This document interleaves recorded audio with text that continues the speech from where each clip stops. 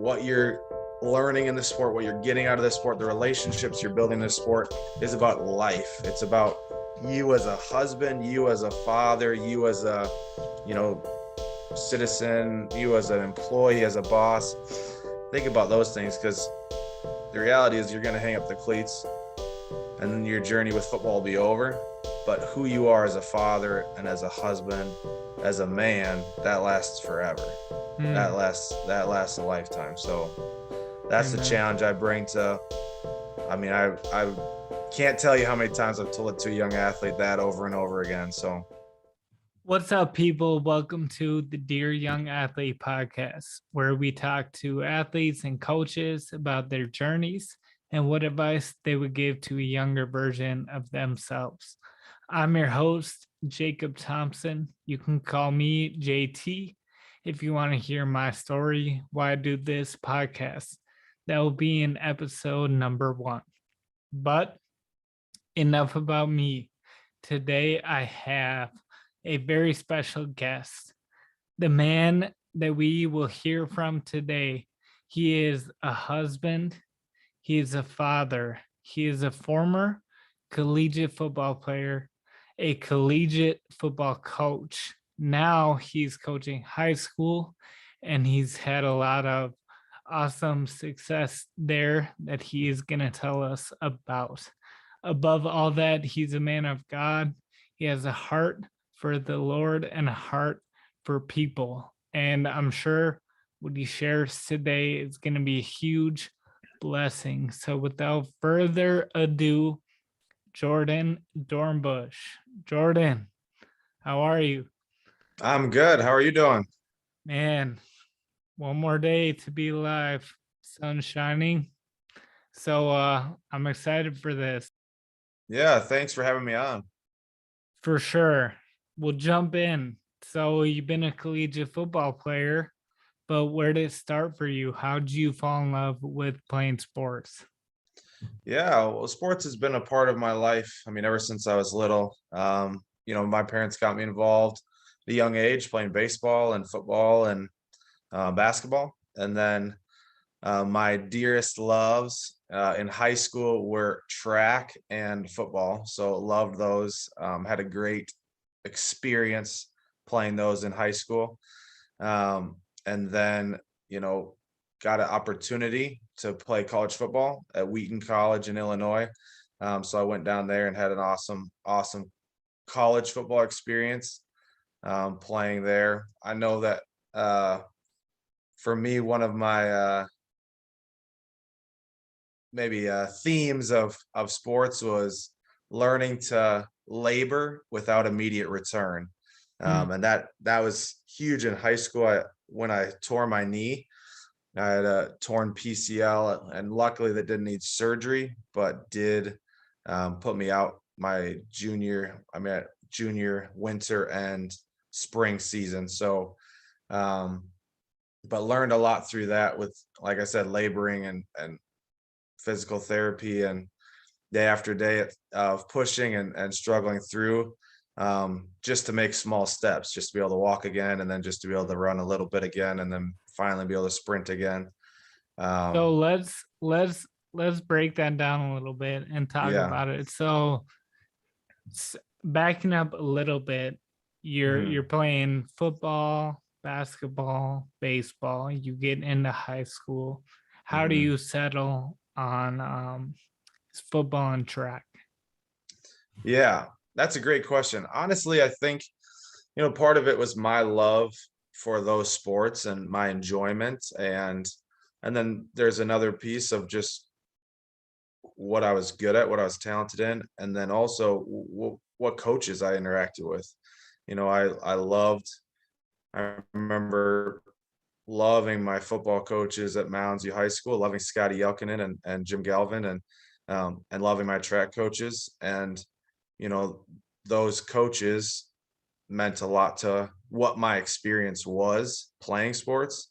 And then obviously as kind of catapulted me into coaching as well. So yeah. So how'd you end up getting injured? Yeah. I was playing broom ball. So it was very silly. I was playing broom ball, and obviously you're on ice and you don't have much traction. So I ended up having a bad fall and just weird, random. Coach Fleming, who's the head track coach at Mounds U, said, "Okay, well, no more broom ball." So Mm. yeah, it's probably a good idea. Obviously, he was disappointed. I was disappointed as well that I had to miss my junior track season. Obviously, that's disappointing, but I will say a theme I hear on this podcast is people who have success in their athletic journey, they just love playing, love competing. Sometimes they're at practice, they're on a team, or else they're out playing broomball with friends. Hmm. As much as getting injured is a bummer, it's a reality, it's a risk, whether you're Hmm. playing football or playing broomball. Um, Yeah. and people that seem to go a long way, they don't always take it too seriously. You know, sometimes it's just out in the backyard. And that's where Hmm. great athletes are born, really Hmm. just playing, having fun for the love. So, And honestly, the injury was a good thing for me. I mean, it was what I needed at the time. Not that I wanted that or knew that I needed it necessarily, but I was coming off of a good junior football season, and I thought I was um, better and than I really was, and was had some pride issues, and all of a sudden not being able to walk, not being able to run, that humbles you a little bit, and then that journey of that slow process of getting back and grinding through physical therapy, and months of work where you don't feel like you're making the progress you want, and also, you're not even running again. Okay, now I can jog, and that seems like a big thing. Um, but man, a lot of work went into that. Just being able to be back to full strength. So it was what I needed. I learned a lot from it. Like I said, learned about myself, humbling myself, but also learned about, like I said earlier, the laboring without immediate return, where man, I work and work and work and it's a good life thing to learn, because that's part of life. You don't always get the results you want immediately, but being able to endure through long seasons, um, and then seeing your return later on in life. mm, and that's ultimately what it's about, that process, you know, who you become in that Mhm. process of you've learned a lesson there that's carried with you into your whole life. And sure, playing football was great and fun and rewarding, but you were talking about a process that goes beyond playing football. I happen to know you started as a running back junior year, which was somewhat rare at our high school. And I knew you to be somebody that worked super hard in the weight room. Um, and I didn't even know the backstory about your injury and what it took, I'm sure, to come back from that. So tell us a little bit. I know it, but tell the people about those junior and senior year runs because they were pretty special. Yeah, a lot of fun getting to play in the state tournament. Obviously in Minnesota, only 8 teams per class make it. So, I mean, you're one of the best teams. We were in the largest division. So even just making it to state, all right, you're one of the best teams in the entire state of Minnesota football wise. And so my junior year, it was our first time we'd make it to state and got a chance to win in our quarterfinal game. So now all of a sudden we're in the semifinals playing in the Metrodome, back when the Metrodome was around. Um, and that was the first time in Mounds U history that they made it to the Metrodome. So it was a really big deal for the school. Kind of felt like this is part of history for this program, and getting to be a part of that was pretty sweet as a junior. Um, Lost in the semifinals to Eden Prairie. So then the next year, the thought was, man, it's our turn to go win it. Go win it. Last year we made it there, and so our senior year had that mindset and had a kind of a storybook season. Winning a lot of games by a lot of points, actually losing to Cretan Durham Hall, who was one of our big rivals in the regular season, and then meeting them again in the playoffs. So the quarterfinal state playoff game, meeting up against them again and getting a chance to beat them, which felt really good when they're, a big rival and somebody who'd beat us earlier on.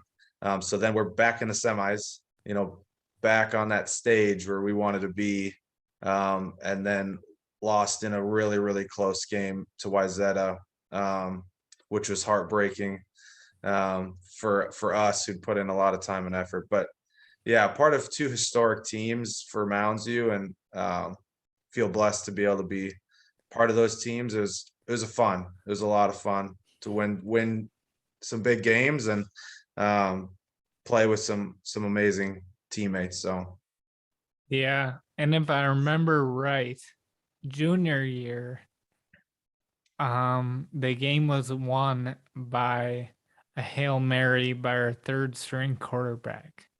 oh yeah, the quarterfinal game, yeah, against Lakeville North. Yep. We thought game was over. Then they they thought game-winning field goal. So their fans are going nuts. Their sidelines are going nuts. Like, man, we just hit the game-winning field goal. There's like 40 seconds left. They kick off. I return the kickoff. Then they throw a bomb to Blake Anderson on the sideline. Then a bomb to Jimmy Duffy for the win. And all of a sudden, 40 seconds just like that. And third string QB. So that was insane. Yeah. And that speaks to, even though it's not your journey exactly, but being on a team where always being ready for your opportunity. You never know when the guy ahead of you will go down and your number is going to be called. It's Mhm. easy in football practice to, if you're not starting, kind of goof off on the sideline, not pay attention, but you could be that guy that gets in, and you better know what to Yeah. do at that point. I think I learned from a few of those games we had in high school that, like, the game ain't over till it's over. And I've brought that with me. And especially as a coach, you see athletes you're coaching who, man, they start getting down, even one play or one score or one drive, and all of a sudden you see them start sinking their heads. And I know I learned from some of my high school experiences that, man, just got to play the next down. You never know. And so I'm obviously trying to challenge my athletes with that and trying to get them to realize, like, man, play one play at a time. And the next one might be you could change the whole game for you. So That's right. That's good. So you're in high school, you have 2 good years of football.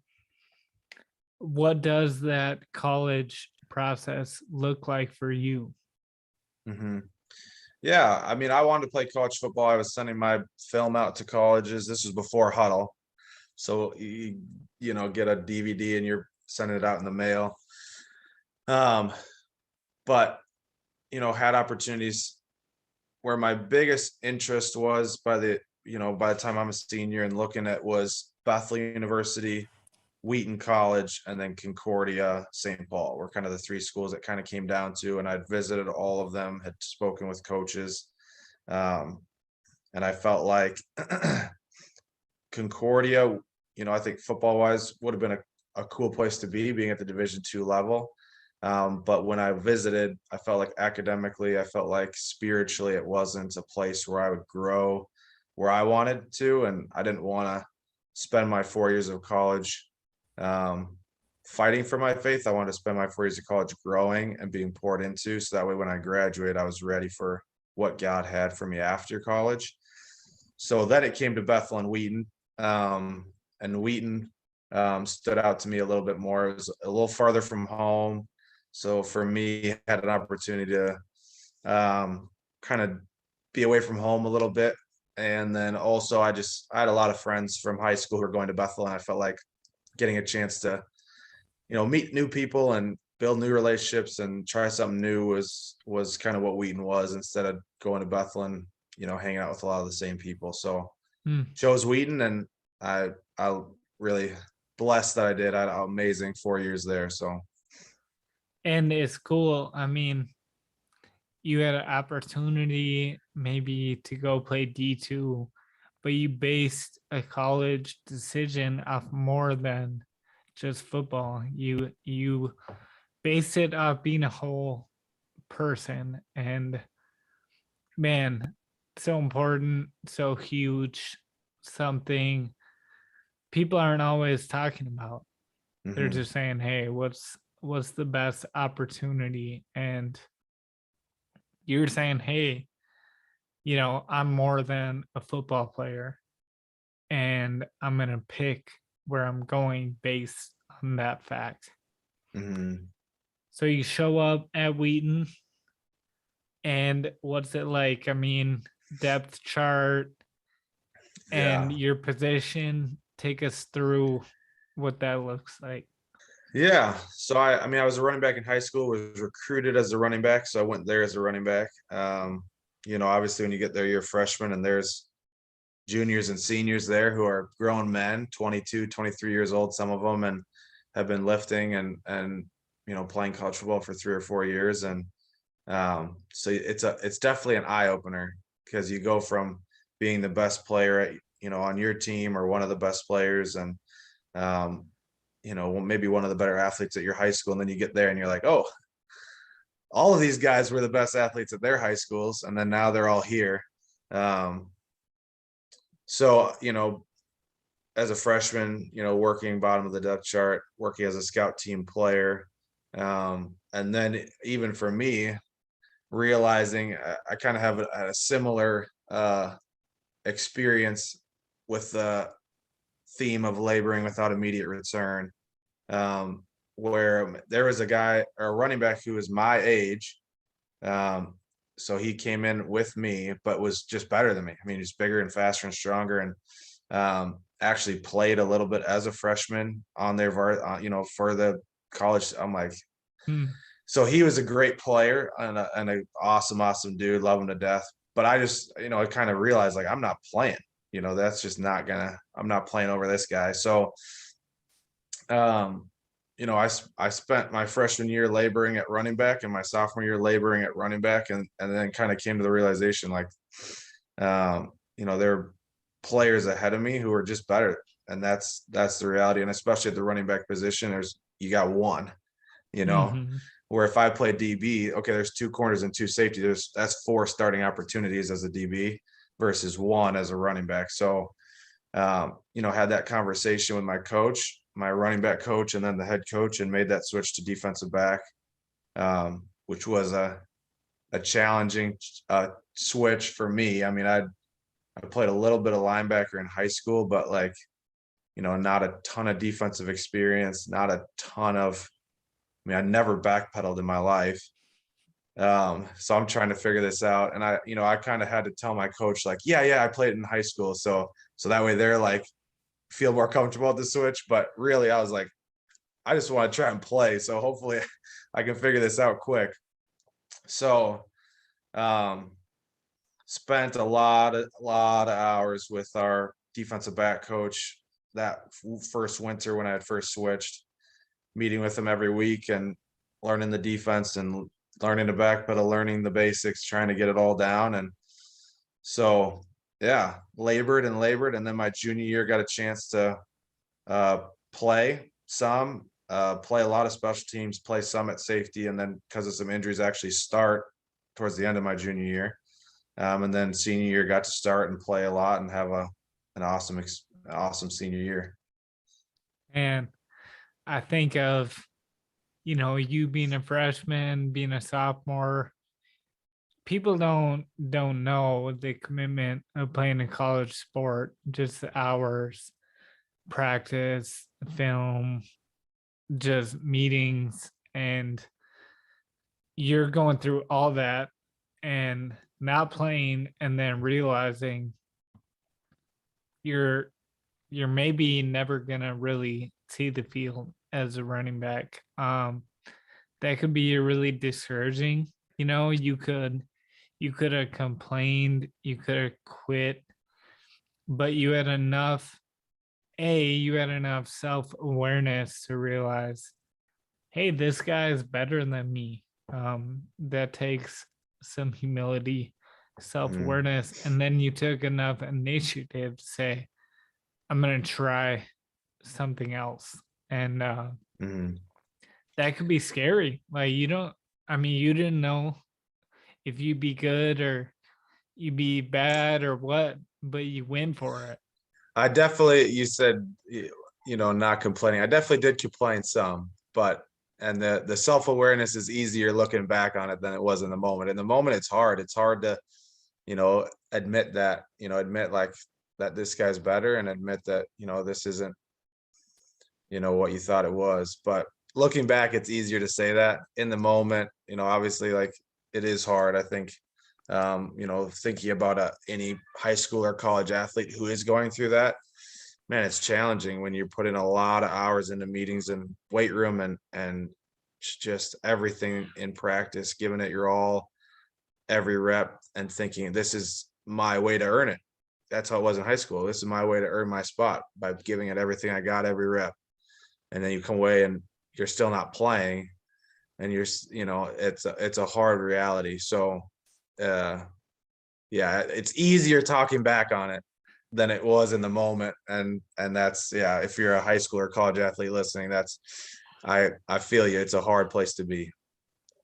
So you're human though, Yeah. and yeah, it's hard, but a testament to the fact that you did do it and you can look back and you can say, yeah, it was hard, but this Hmm. is what I did and it turned out the best. So you play junior year, senior year. Hmm. Um, Tell us just briefly what kind of did you guys make a run senior Yeah. year? Yep. So my freshman, sophomore, and junior football season at Wheaton was 8-2 and just missed the playoffs Mm, because you got to be 9-1 or 10-0 basically. It's hard to make the playoffs at 8-2. You kind of need a wild card bid, and they're hard to get when. So our senior year, we're coming in and we wanted to make sure we make the playoffs. I mean, that's after 8-2, three in a row, and sitting on a Sunday night watching that, show where they announced the teams that did make it and didn't, and not making it 3 years in a row. That was a goal. So our senior year season, we were actually 10-0, won the conference, beat our conference rival North Central in a really, really good Saturday night under the lights game that we won on a game-winning field goal. And got to, charge the field. And so that was amazing season, being 10-0, a lot of big victories, close victories. Um, I think people don't necessarily understand how hard it is to win a college football game. mm, Even if it's a team that you're better than and you're supposed to beat. I mean, they got good players. They're college football players. So it's hard to win a college football game. You got to go out there and you got to, I mean, it's a challenge even against mhm.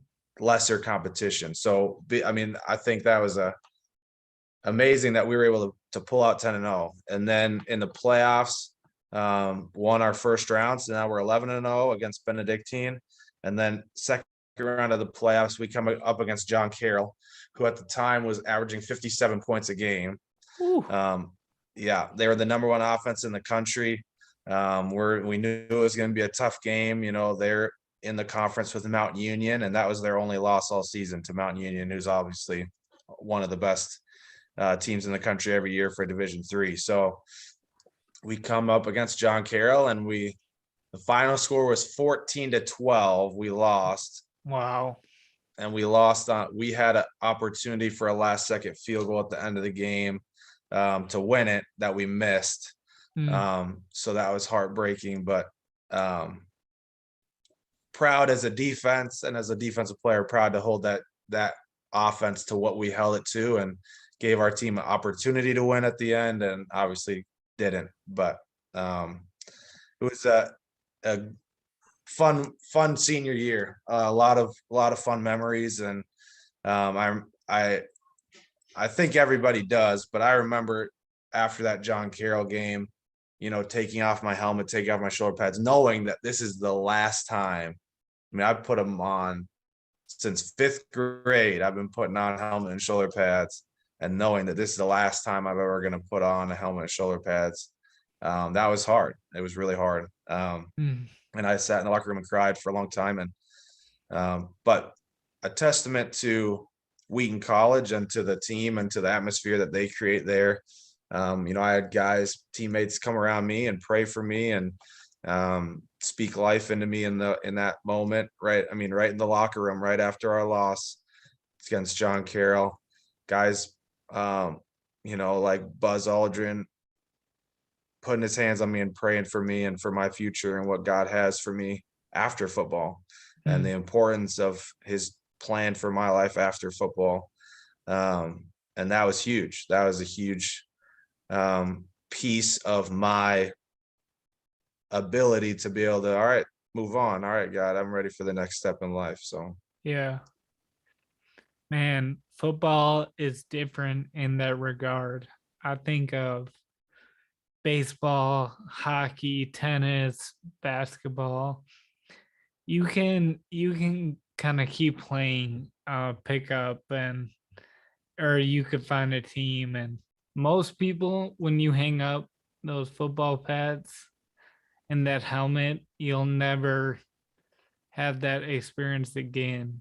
And mhm, that's hard. And you can say coaching and stay connected, but it's you see a lot of guys cry at the end of their football career. And that's, mhm. man, it's real. It's real. So you graduate. How do you get in coaching? What does that look like? Yeah. So when I graduated, I knew without a shadow of a doubt, man, God wants me to be in Chicago doing ministry in the inner city. That's what I was called to do. And so when I was, towards the end of my Wheaton experience, I was looking for opportunities. Okay, what are openings or job opportunities in the city that I could apply for? So Fellowship of Christian Athletes was one. They were looking to hire um, for staff. They had no really FCA presence in the city, and so they wanted to hire 4 staff to all move to the city and kind of start FCA, like start building that program up in the city context. And so I thought, I didn't know much about FCA, but sports and God put together and get a chance to um, do what I wanted to do with serving in the inner city context. So I signed on with 3 amazing dudes who also played Wheaton College football with me. So the 4 of us all played football together at Wheaton, and then all graduated together, and then all started on with FCA together. All moved to the west side of Chicago and started serving with FCA. And then part of that role in serving with FCA was, okay, I'm 22, white, from the suburbs, don't know any, don't know, have a lot of connections in the city. How do you get to know coaches and athletes, and how do you start to build trust, especially in this context where a lot of spaces I found myself, I was the only white person. There's a lot of, Hispanic or African American. And so for us, all 4 of us who came on staff and moved in, we all started coaching. We all Hmm. got plugged into high schools and started coaching football as a means to get to know coaches, get to know athletes, start building those relationships, and start the ministry of FCA. So I started coaching at Al Raby High School on the west side of Chicago, Garfield Park. And I was there for 4 years and loved it, loved it, loved it, loved every second of it. Still have a lot of really, really close friends who I coached while I was there and who I coached with while I was there. So, Hmm. So, um, tell us if you can summarize a little bit of your coaching philosophy and what it means to you to be a coach. mhm, yeah, I think football is the greatest sport in the world. I'm biased, but I do, and I think there's some unique things about football in general that I think make it that. And one of those is it's really hard. I mean, the physical aspect of it and the mental aspect of it. It's a hard sport. So I think that's a good thing. I think people can learn a lot through that. Also, there's so many pieces involved. You think of 11 on offense and 11 on defense and all the special teams. And there's so many different pieces needed to actually win a game or to actually be successful as a program. And so you learn quickly, like, man, you got to rely on each other. Hmm. Where basketball, I got a stud, I pass it to him, he's going to make the shot. Hmm. Football, it's like we got to rely on each other. We got to rely on each other, and I am dependent on you, and you're dependent on me, and we have to do this thing together. Otherwise, we won't be successful. So, I think football is a great teacher of life stuff, and I experienced that as a player, learned a lot about life, but also now as a coach, trying to help young athletes find those same life lessons and get out of this sport those same life lessons. Um, and what I tell all of my guys is, I even the best players in the country, you could be the best player in the state of Minnesota. One day you're going to hang up the cleats. Yeah. Every one of us does. So whether that's at the end of high school, or if you get a chance to play college, or even if you get a chance to be in the pros, which very, very few do, but even if you do, you're going to hang them up eventually. Yeah. You're going to be probably in your late teens, early 20s. Even if you do make the pros, the average NFL career is 2 to 3 years. Yeah. So if you're 25 years old hanging up the cleats after your pro career, what's next? Hmm. What's next in life? So what I challenge all of my players, man, what you're learning in the sport, what you're getting out of the sport, the relationships you're building in the sport is about life. It's about you as a husband, you as a father, you as a, citizen, you as an employee, as a boss. Think about those things, because the reality is you're going to hang up the cleats and then your journey with football will be over. But who you are as a father and as a husband, as a man, that lasts forever. Hmm. That lasts a lifetime. So that's the Amen. challenge I bring to. I mean, I can't tell you how many times I've told it to a young athlete that over and over again. So, That's good. I love that you early on said your coaches impacted you. They guided you into kind of what your sports would be, and they made the journey special for you. Now you're a coach and you get to do that over and over. And that mhm, is something special. So I want to transition. I know that you work for a fellowship of Christian athletes. I actually know your dad and know that he's a pastor, but mhm, you and I both know your parents' faith only it's not your faith. Eventually you have to make the decision for yourself. So mhm. take us through a little bit your spiritual journey kind of growing up, and then maybe some key moments along the way. Yeah, for sure. Well, like you said, so my dad was a pastor growing up. So church every Sunday, and church every Wednesday night, and obviously faith was a big part of our household. And so I mean, for a while growing up, I knew the right answers, and I knew what was, what I'm supposed to do, what I'm not supposed to do, but faith wasn't mine. Like you mentioned, it wasn't something that I was doing because I believed. I was doing it because it was what my family did. It was what I was supposed to do. And then I remember when I was 13 years old, I was at a conference. It was a youth conference in Washington, D.C. called DCLA. And so, there's youth from all over the country there. And they have big time speakers. And Francis Chan was speaking. And so when I remember Francis Chan was sharing the gospel, and it was interesting because I'd heard the gospel so many times. But for some reason, uh, when he was sharing it, the simplicity, how he just explained it. He was walking through the Bible and the gospel message, and it felt so simple and so clear. It definitely hit me in a different way. And so after he gets off the stage and the worship band comes up and they're singing, and I'm kind of singing and praying and thinking about what he had shared, and I felt in that moment. I mean, there's not many moments of my life like this, but this was one where I felt like I heard God's voice, and I heard him say, "You get to choose, but if you choose me, you got to be all in." Mm. And for me, when I heard that, it was a challenge to what my life had been to that point. It was like, I do this because I'm supposed to. I do it because my family does it. I go to church. I'm a good kid or whatever that means. But it wasn't real to me. And it was so, at that moment, I was like, all right, I'm all in. You're right. Wow. This can't be something that I just do because I'm supposed to. This has to, if it's either real and you really died for me, and then I have to be all in, or I choose that it's not real, and then I gotta walk away. I can't be in the middle. So, obviously I haven't been perfect since then. It's not like, oh, I figured it all out when I was 13.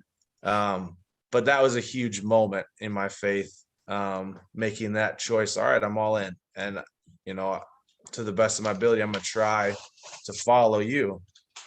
And so, yeah, so then I know that, coming out of that, my knee injury was a big part of my faith journey. I know, yeah, it forced me to trust in God in a deeper way. For up until that point, a lot of my trust was in myself. I can do it. I can figure it out. I'm strong enough. For sports stuff, I can do it. And for family stuff, I got a strong family. And for friend stuff, I got good friends. So I'm good. And then my junior year, there were a few different things that happened in a row. One of them was my dad getting diagnosed with cancer. One of them was my knee injury. Where all of a sudden I started realizing, like, oh, these things I thought I could trust in could be gone like that. Mm. Whether it's family or friends or my own abilities. So that was a huge challenge for me to grow in my trusting in God fully, trusting that he is my strength, my refuge, and not, oh, I can kind of figure it out on my own. Mm. So that was huge, part of my journey. And then since then, in college, there was more growth. I was a ministry major, so a lot of my classes were focused on that. So a lot of amazing professors in college, and growth in my faith in my college years. And then growth since then. There's no end. I think sometimes, people think faith is like this. It's this time. There's a graph. Here's time, and here's my faith, and I just go like this and get stronger and stronger and closer. And that's not the reality. The reality is it's more like this. There's like, hopefully I'm kind of going this way, Yeah. with my relationship with but it's I'm getting there this way. Yeah. And those hearing and not watching, he's doing a roller coaster with his Yeah. hands. So Yeah. Yeah. It's not a straight line graph.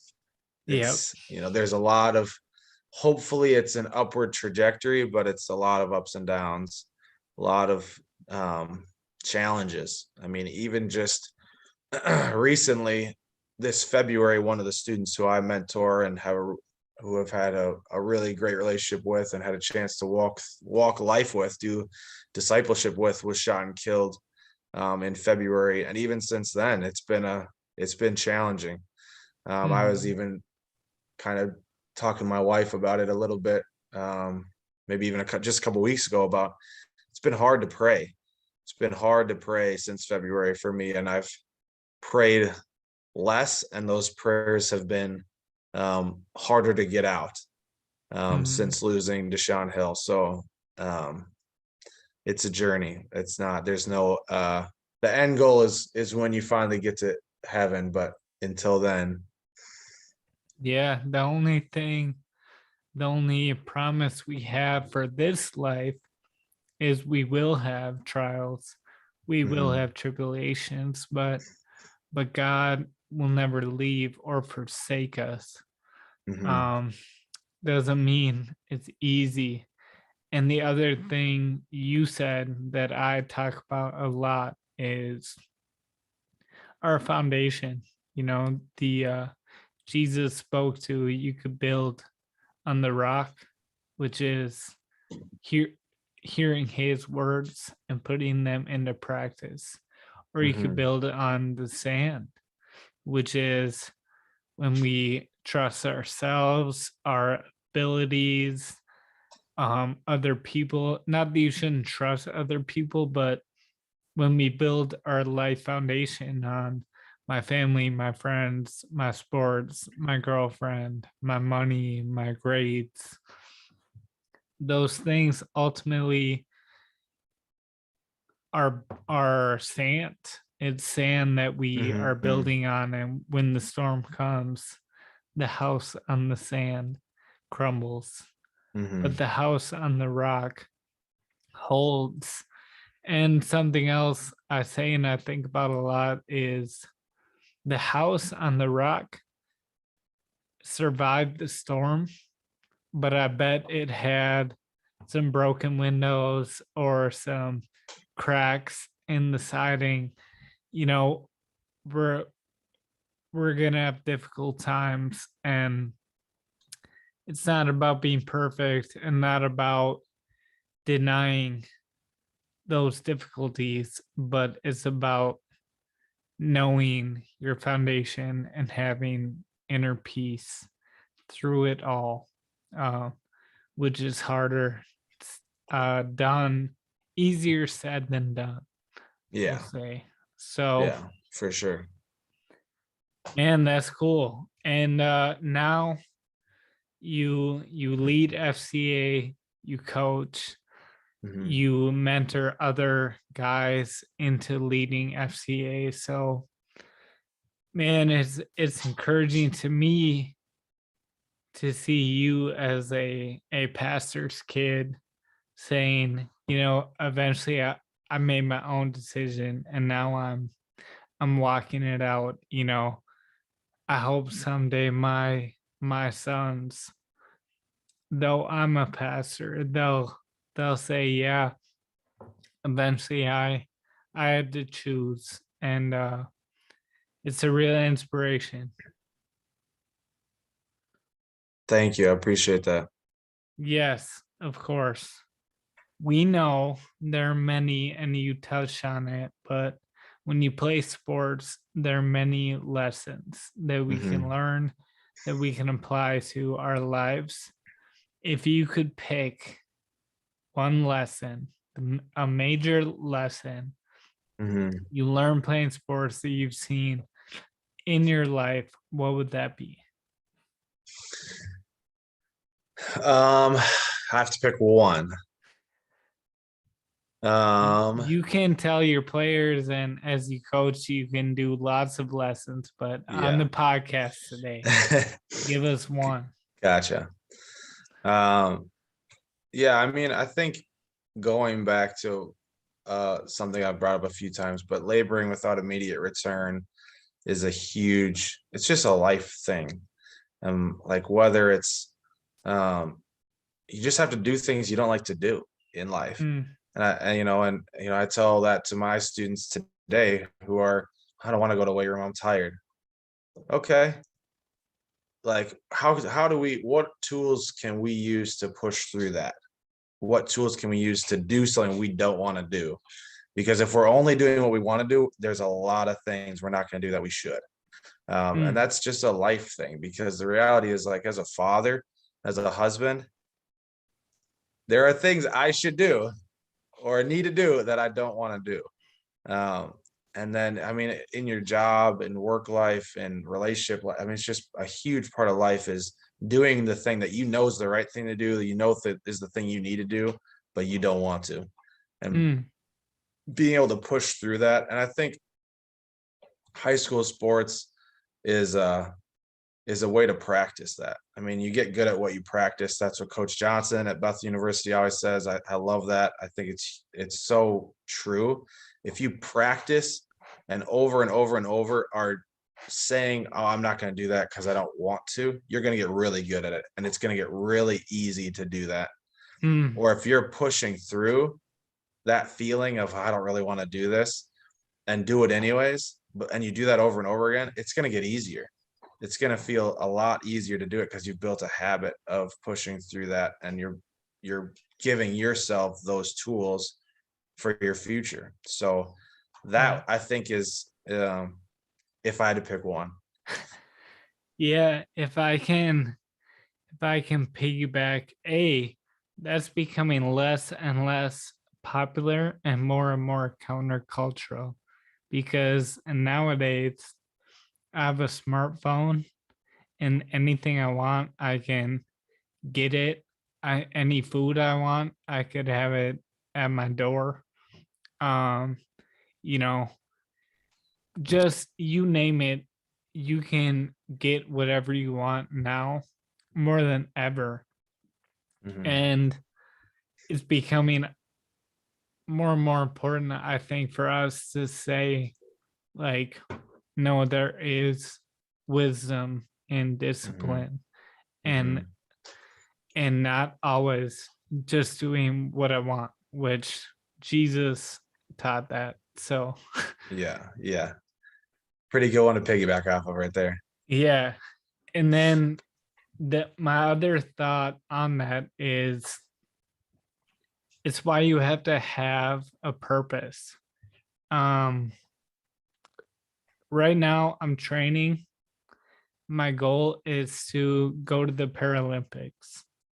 That's a high, lofty goal. I don't know if I'll ever make it, but when I don't want to wake up at 6 and do my training, I think, but I do want to go to the Paralympics. You have to have Yeah. that thing that's bigger than you so that when you don't want to do what you should do, you do it anyways. In high Yeah. school football, is your teammates. Is winning those games. I'm doing this for my team, for my school, my town.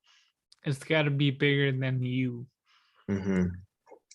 I mean, as a coach too, if it's the same thing. What's your purpose? Why do you show up every day? Because if it's just about winning and losing, or if it's just about the sport, you're going to run out of steam quick. Especially the context that I've coached in, with being on the west side of Chicago, being on North Minneapolis, coaching high school football. There, there are greater obstacles that you run into. And so, yeah, people will quit real fast or run out of steam real fast if you don't have a greater purpose that drives you. So I know, especially with an FCA, we challenge all the coaches we work with to have a transformational purpose statement, a statement about why do you coach that you can come back to when you need it. There are Mm, moments after a hard loss or after a hard week of practice that you need that, and you can come back to this and say, "This is why I coach. This is why I'm showing up tomorrow and giving it my all again." So, yep. Yep. That's good. So as we close on the Dear Young Athlete podcast, we mhm. have our guests complete the statement. Dear young athlete, what do you want to say to your players and to a younger Jordan? Mhm. Yeah, I would say, dear young athlete, understand that this athletic journey will end. that you will hang up the cleats one day, and that who you are as a man is way more important than how good you are on the football field. How many touchdowns you scored or how fast your 40 was. Way more important is who you are as a man, because that'll last a lifetime. That'll affect who you are as a husband and who you are as a father and who you are for the rest of your life. So put time, as much time as you're putting in training your physical body, train your heart, train your mind, and take time to become the man that you want to be. Amen to that. And any ladies that hear this, same is true about becoming the woman that you want to be. I know you're a football coach. Yeah, sorry. So you get the guys, but you know, if the ladies tune in too, same thing. That's a good word. Well, Jordan, thank you. Thank you for coming on here, for sharing. It's blessed me to hear your journey. Like I said, it inspires me. You know, I look up to you in many ways. Likewise, man. Yeah, you're somebody I want to be like. And as I raise my sons, you know, I think of you as a real example. So thank you. Thank you. This has been great. Any final words, final thoughts? Well, I just want to say I appreciate you, and I read your book. I loved it. I was inspired as well. So just like it's mutual. You're inspiring me, and the life that you live and the way that you choose to live it, and how you care for people. And so it's encouraging to see your journey also. Appreciate that. I know anyone who listens is going to be blessed. So thank you again. Hey, thank you so much for listening to the Dear Young Athlete podcast. Make sure you check out our website linked in the description and find out how you could bring Dear Young Athlete to your team or your group. Check out our merchandise and use code all caps DYA20 and take 20% off your first order. Also, consider partnering with us on Patreon. You'll get regular discounts, you'll get exclusive content, and you'll be supporting a great movement. Wherever you're listening, make sure you follow and leave us a review. It really helps the algorithm and helps this podcast reach more people. Thank you so much, and we'll see you in the next episode. Peace.